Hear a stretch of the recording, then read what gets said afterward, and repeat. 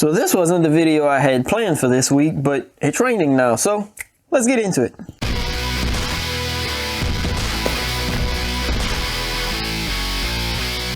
Welcome back to the channel, guys. It's been a little while since you've seen this thing. This is my Axial SCX24 that I have stretched to fit this 3D printed Blazer body. Been getting a couple of comments on this thing recently, some questions on it, and I have been working on it in the background a little bit, as you can see. Today we're going to try to get that body mounted, or as close to mounted as possible, but first let's go over what we did with the truck. So the last time we seen this truck, we went ahead and made these links. These are custom extended links that I made to fit this 3D printed body. Like I mentioned in that video, this body isn't exactly 1/24 scale, it's a little bigger, but the width still fits the truck nicely, so I had to extend the length to get it to fit. You can see I have the new wheels and tires on right now. Still undecided on those if they fit the body well. We'll have to see when we get that body mounted up and finished up. What we're really going to talk about today though is these wheels and tires, obviously, but these shocks as well. This is a telescopic body shock from Hot Racing. Works similar as a normal shock. It just has an extra little telescopic piece that goes inside the shock body so they can extend further out. And with a body this big and a truck this size, I wanted a nice shock on there, get a whole lot of travel. It does have threaded bodies, so I can adjust the preload on the shock. And they also came with some extra springs, so I'm pretty sure I'm gonna need some stiffer springs with the weight of the 3D printed body. I'll be able to swap those out to adjust my suspension and tune the truck to work well. To mount these, I just took those body mounts and shock mounts on the back and moved those to the rear position on the SCX24. Screwed the shocks in, no issues there. The front, you can see I actually have the old body mount here. I had 3D printed a new one. This was a battery strap with a body mounting system. I took the old body mount and cut it and screwed it all the way into these front holes here. And now I'm able to screw in that shock up top, and we have a better alignment to be able to screw it in to the axle itself.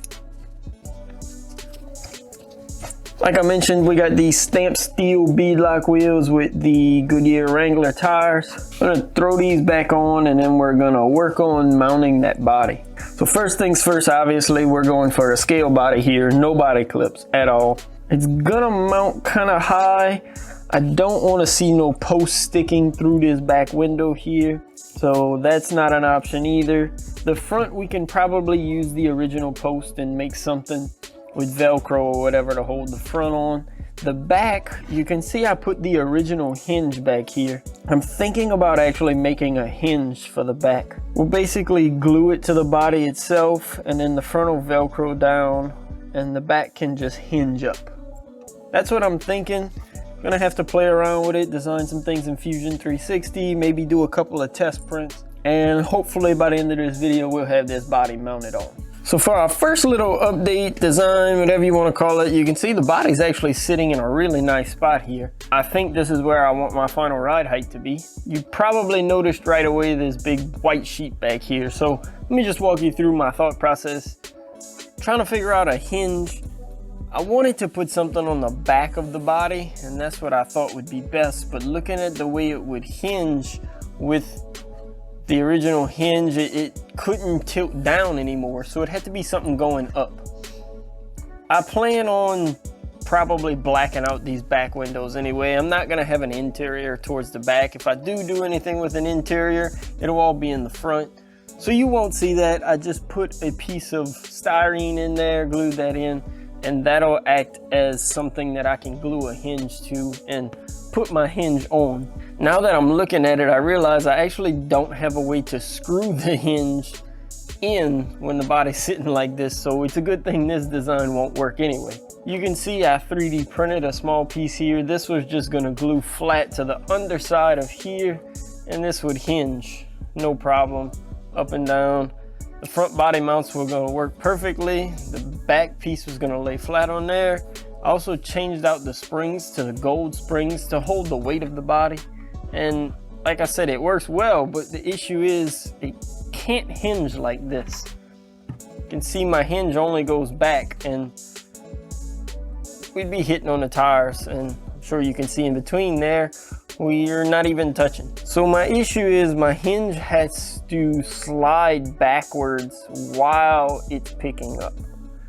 And this is gonna be a challenge for me. It's gonna have some very odd engineering going into this, and I'm not sure if it's gonna work out right. If it doesn't, we may scrap that completely and just go Velcro body mounts. But I'm gonna try to put something in there. All right, so second hinge design, even though I think this one may need a little beefing up, but we'll see. I believe this one's gonna work. Let's zoom into the 3D printed parts here. You can see, I got a bunch of parts with some screws now. You can imagine how this goes together. This one's kind of set up more to have a double hinge action, maybe even triple hinge action, if you think about it. But it's all set up just to get the body out the way of the chassis. So I'm just gonna run these screws in right quick and get it mounted on the truck.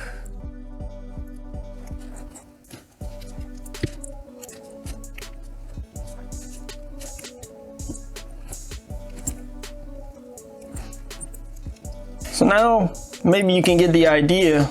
The body can actually hinge upwards first, and it'll kind of slide back, and then it can hinge this way, or even the whole hinge can come down like this.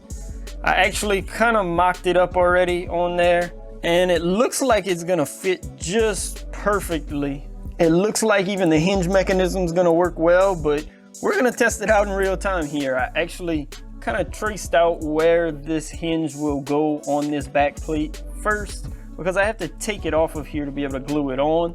So I'm gonna take it off right quick. We're gonna glue it on, put that hinge back on, and see if that'll actually work and if it needs to be beefed up at all any. Well, damn, it actually works. Like, I don't even think I need to beef it up really. It moves really well. I can lift it up like this, as you see, and it takes two hands, but I can even tilt the rest of the hinge back and let it sit like this, so I can get in there and change the battery easily if I need. While I'm working on the front mounts, it'll work well. I'm pretty impressed with that design, honestly.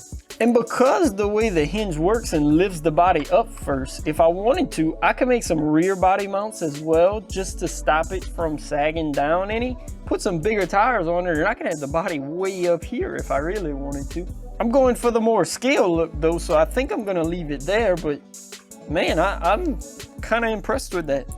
We're gonna work on some front body mounts now, either with some Velcro or magnets just to hold it down in place, and the body will be mounted. We'll start sanding, do body work, start painting, and then we gotta build a trailer.